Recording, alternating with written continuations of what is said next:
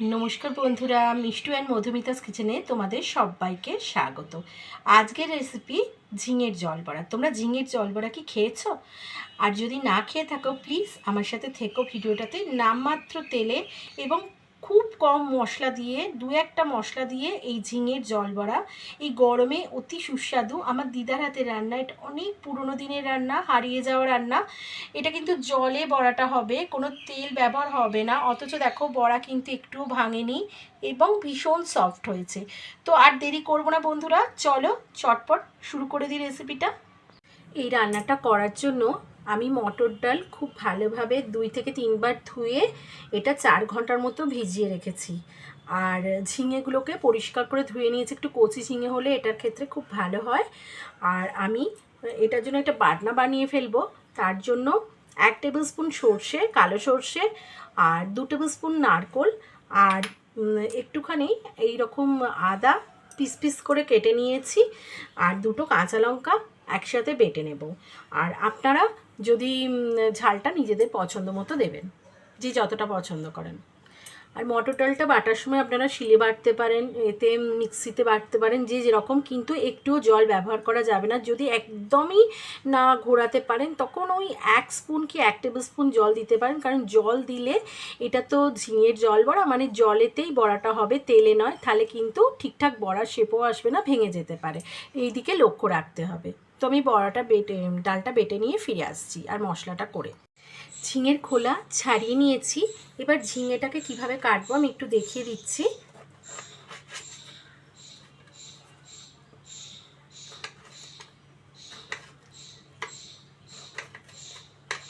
এরকম ছোট ছোট করে সাইজ করে কেটে নেব, পাতলা পাতলা করে।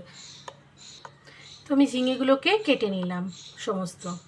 এবার ডাল বাটাতে অল্প হলুদ, অল্প নুন, 1/4 স্পুন হিং দিয়ে বেশ ভালো করে ফেটিয়ে নেব। যতক্ষণ না হালকা হয়ে আসবে ততক্ষণ ধরে ফেটিয়ে নেব। ফেটিয়ে নিলে খুব ফ্লপি হবে বড়াগুলো।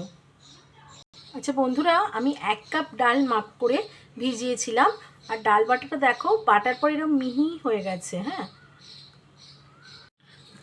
মিনিট 3-4 ফ্যাটানোর পর যখন ফ্লপি মতো হয়ে যাবে, মানে হালকা হয়ে যাবে, তখন আমি একটু কালো জিরে 1/2 স্পুনের মতো দিয়ে আবারও ফেটিয়ে নিচ্ছি।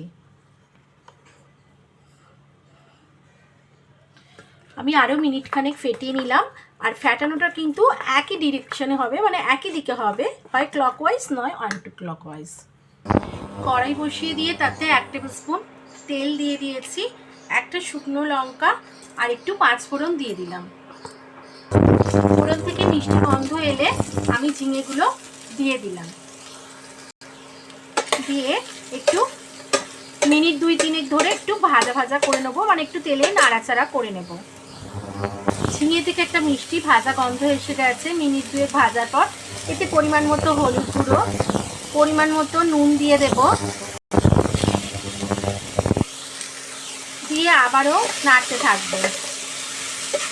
আর এতে কিন্তু বেশি মশলা পড়ে না, আর নামমাত্র তেলেই হয়, তাই গরমের দিনে এটা বেশ উপাদেয়, সুস্বাদু, পুষ্টিকর, অথচ মানে হজমের সহায়ক, আর গরমের দিনে স্বস্তিও আনে। তো একটু নাড়তেই দেখো বন্ধুরা হালকা জল এসে যাচ্ছে, আমি তাও একটু ঢাকা দিয়ে দেবো। 4 মিনিট পর কচি ঝিঙে থেকে জল বেশ ভালোই ছেড়ে দিয়েছে। ঠিক এই সময় হাতে করে বা স্পুনে করে যার যেটা সুবিধে সে সেরকম করে একটু একটু করে তফাতে তফাতে এরকম ছোট্ট ছোট্ট করে বড়াগুলো দিয়ে দিতে হবে। এমনভাবে দেবেন না যে খুব গিজগিজ করবে, একটু ফাঁক রেখে রেখে দেবেন। বন্ধুরা, আমার সমস্ত বড়া দেয়া হয়ে গেছে। এবার আমি এটাকে ঢাকা দিয়ে মিনিট 4 ঢাকা দিয়ে বয়েল করব।